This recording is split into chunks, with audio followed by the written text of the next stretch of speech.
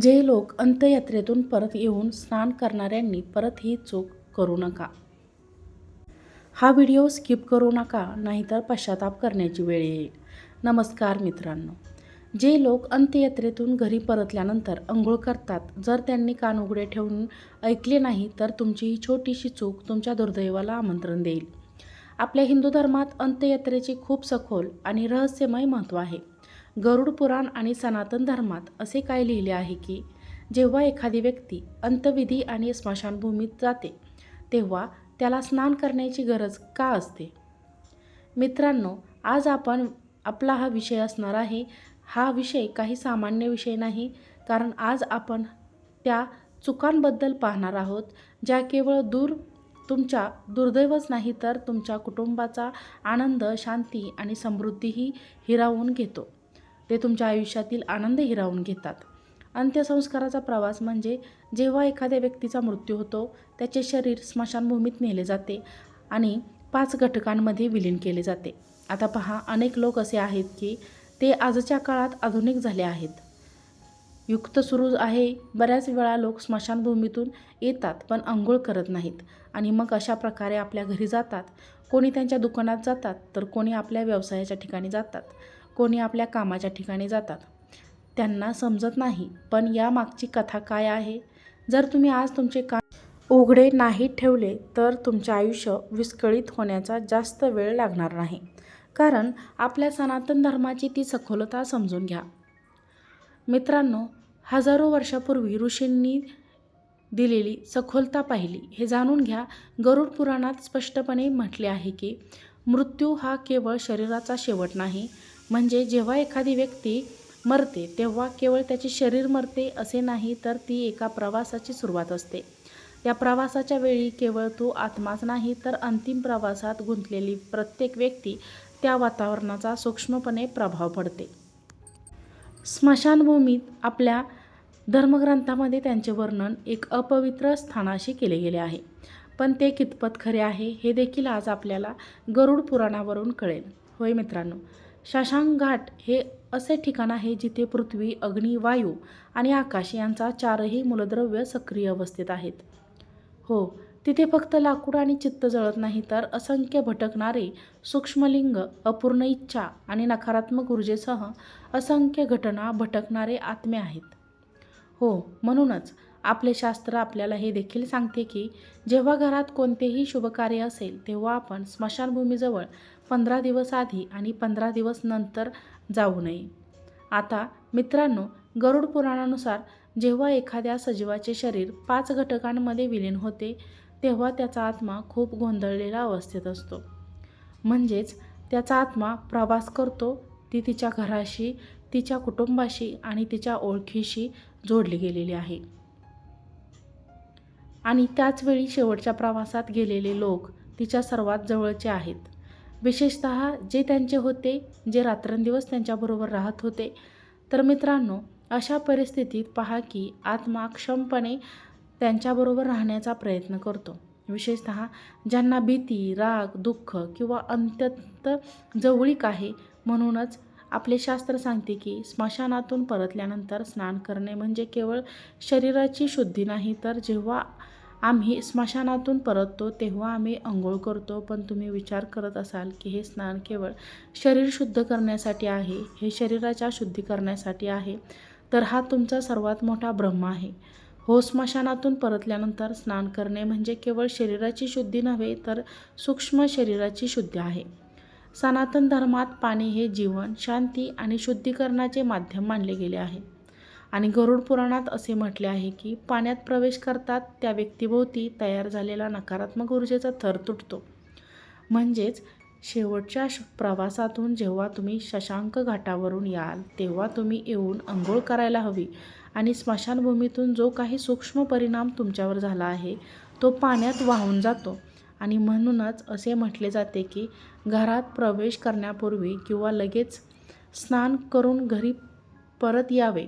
पण आजच्या काळात काही लोक असे आहेत की ते घरात जाऊन अंघोळ करतात आणि आपले शास्त्र आपल्याला सांगते की जेव्हा आपण शेवटच्या प्रवासातून किंवा स्मशानभूमीतून घरी परत येतो तेव्हा आपण घराबाहेर स्नान केले पाहिजे.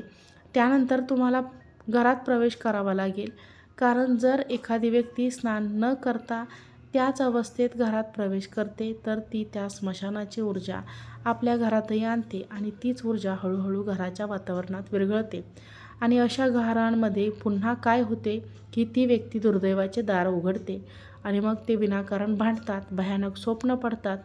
रात्री घाबरून उठणारी मुले, अचानक घरातील व्यक्तींच्या शरीरात एक भयंकर आजार वाढू लागतो, मन जड होऊ लागते आणि आपले मन उपासनेत अजिबात गुंतलेले नसते आणि नकारात्मक विचार पुन्हा पुन्हा येऊ लागतात. आजच्या काळात बऱ्याच लोकांना हे जाणून घ्यायचे आहे की जर तुमच्या आयुष्यात काही अनुचित घडू लागले तर तुम्हाला समजेल की ते तुमच्या छोट्या छोट्या चुकांमुळे घडले आहे. आजच्या काळात लोक शेवटच्या प्रवासात सामील होतात, परंतु बऱ्याच वेळा लोक शशांक घाटात विश्रांती घेतात. जेव्हा लोक तिथे बसतात तेव्हा लोक तिथे बसून हसतात आणि ते तिथे बसून हसणे खूप चुकीचे आहे. जे शशांक घाटावर जातात ते तिथे का जातात हे गरुड पुराणात स्पष्ट केले गेले आहे. त्या मृतदेहाचे पंचतत्वांमध्ये विलीनीकरण करणे. परंतु शशांक घाटात बसलेले काही लोक समाज आणि कुटुंबाच्या बोलण्याची खिल्ली उडवू लागतात. ते हसायला आणि हसायला लागतात. तर आख्यायिका काय म्हणते, स्मशानभूमीत आपण स्वतःला कसे व्यवस्थापित करावे हे देखील काळजीपूर्वक ऐका. कारण आजच्या काळात आपण शशांक घाटात कसे राहायचे हे लोकांना माहीतही नाही. असे सांगण्यात आले आहे की स्मशानभूमी ही साधी आणि सामान्य जागा नाही. तिथे हसणे, मोठ्याने बोलणे, फोनवर हसणे किंवा आजूबाजूला पाहणे पूर्णपणे निषिद्ध आहे असे आपल्या विज्ञानाचे म्हणणे आहे. असे म्हटले जाते की मन जितके अस्थिर असेल तितके सूक्ष्म नकारात्मक ऊर्जा आपल्याकडे आकर्षित होते. म्हणूनच जेव्हा जेव्हा तुम्ही शशांक घाटावर जाता तेव्हा तिथे तुम्ही बसता तेव्हा तुम्ही डोकं खाली ठेवून कमी बोला आणि गांभीर्य असायला हवे. कारण तेथील शांतता, तेथील उत्साही वातावरणाचा आपण आदर केला पाहिजे. पहा, जेव्हा जेव्हा आपण शशांक घाटावर जातो तेव्हा तिथे एका गोष्टीची काळजी घेतली पाहिजे आणि अनावश्यक गोष्टींना स्पर्श करू नये. लाकूड, राख, चितेची माती, हाडे किंवा स्मशानभूमीत पडलेल्या कोणत्याही वस्तूला विनाकारण स्पर्श करू नये. कारण गरुड पुराणानुसार या वस्तूंवर मृत आत्म्याची सूक्ष्म छाप आहे, जी जिवंत व्यक्ती सोबत घरी घेऊन येते. आणि जेव्हा आपण एखाद्या व्यक्तीला अंत्यविधीला जातो तेव्हा अंत्यसंस्काराच्या वेळीही काही चुका होत असतात, ज्या आपण करू नयेत. जेव्हा आपण एखाद्या व्यक्तीच्या अंत्यविधीला जातो तेव्हा काही लोक त्यांचे नाव घेऊन मोठमोठ्याने रडतात. म्हणून शास्त्रामध्ये असेच मानले जाते की अंत्यविधीच्या वेळी जास्त शोक करणे आत्म्याला बांधते. शांत रहा आणि दिवंगत आत्म्याला शांती मिळो अशी ईश्वराकडे प्रार्थना करा. परंतु असे बरेच लोक आहेत जे वारंवार नाव घेतात आणि इतके गुलाब करतात की आत्मा बंधनातून मुक्त होऊ शकत नाही आणि मग आत्म्याला पुढच्या प्रवासात खूप अडचणींचा सामना करावा लागतो. आणि जेव्हा आपण जातो तेव्हा अंत्ययात्रेत पहा, आजच्या काळात असे घडले आहे की लोक मोठमोठ्या संख्येने येतात परंतु अंत्ययात्रेची प्रतिष्ठा समजत नाहीत. अंत्ययात्रेदरम्यान लोक झटापट करू लागतात. आरतीला खांदा देण्यासाठी त्यांच्या झटापट होते. तर धडधडताना, घाईत असताना किंवा विनोद करताना चालणे चांगले नाही. मंद चालणे, संयमी पावले उचलणे आणि डोके चुकवून चालणे हे सर्वोत्तम मानले जाते. कुटुंबाने ज्यांना परवानगी दिली आहे त्यांनीच मृतदेहाला स्पर्श करावा. गरुड पुराणात विनाकारण वारंवार स्पर्श करणे किंवा पाहणे देखील योग्य मानले जात नाही. कारण फार कमी लोकांना त्या शरीराला स्पर्श करण्याची परवानगी आहे आणि त्यामागील शास्त्रांचा सखोल संदर्भ आहे. पहा, जेव्हा तुम्हीच अंत्यसंस्काराच्या प्रवासाला जातात तेव्हा लक्षात ठेवा की तिथे खाण्यासाठी किंवा पिण्यासाठी काहीही नाही. अंत्ययात्रेदरम्यान लोक मोठ्या प्रमाणात चहा, पान, सिगारेट, तंबाखू इत्यादी खातात आणि पितात, पण या सर्व गोष्टी आपल्या शास्त्रात निषिद्धच करण्यात आल्या आहे. कारण हे हार मानण्याची वेळ नाही, तर कमी शब्दात, कमी आवाजात सांत्वन द्या. दीर्घ प्रवचने देणे किंवा आपल्या समस्या सांगणे चांगले नाही. तुमच्या कुटुंबाबद्दल नेहमी दयाळू राहा आणि मनात स्वीकार ठेवा, भीती नाही. पहा, जेव्हा आपण एखाद्या व्यक्तीच्या शेवटच्या प्रवासाला किंवा अंत्यविधीला जातो तेव्हा आपले मन घाबरायला लागते आमच्या कुटुंबात असे घडले आहे असे मला वाटत नाही. जर ही घटना आपल्या घरात घडली नाही तर मृत्यूला घाबरण्याऐवजी जीवनाचे सत्य स्वीकारा. कारण भीती एखाद्या व्यक्तीला अस्थिर करते. स्वीकार केल्याने शांती मिळते आणि प्रवास पूर्ण झाल्यावरच मन हलके ठेवा. शेवटच्या दर्शनानंतर हा विचार तुमच्या मनात ठेवावा की देवाने या आत्म्याला शांती द्यावी आणि त्याला त्याच्या चरणी स्थान द्यावे. हो, आज आपण पाहिलेली ही बातमी गरुड पुराणावर आधारित आहे.